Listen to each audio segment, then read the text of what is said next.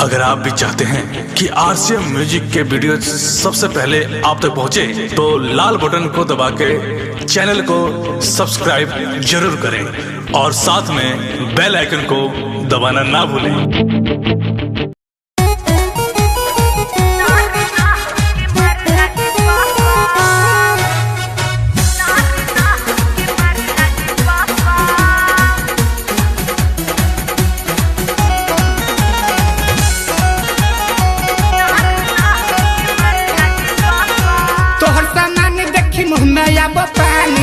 हमरा चिखा देगे हमर रानी, तोहर सामान देखी मुँह में अब पानी।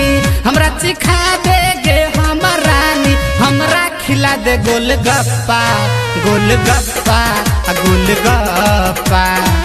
नारे ना छोरा मारे लगी पापा, नारे ना हमके मारे लगी पापा।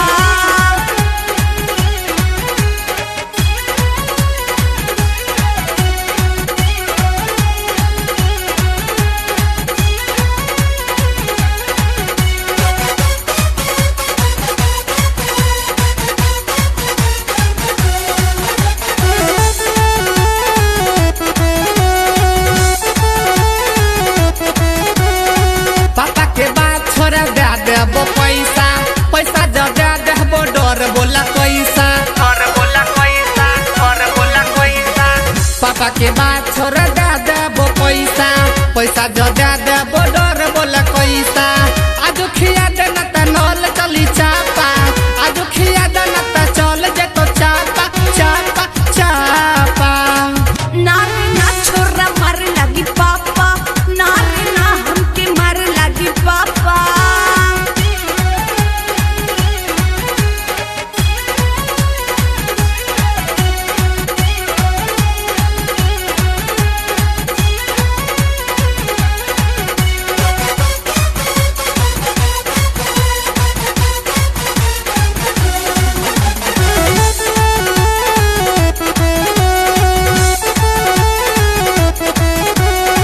हमरा खिया का तनी भूख मिटा दे, अपन दुकान के तू बहनी करा दे, बहनी करा दे, बहनी करा दे। हमरा खिया का तनी भूख मिटा दे, अपन दुकान के तू बहनी करा दे। माने तू बात छौड़ी खेबो माल साफा, माने तू बात छौड़ी खेबो माल साफा साफा साफा। नारे ना छोरा मारे लगी पापा, नारे ना हमके मारे लगी पापा।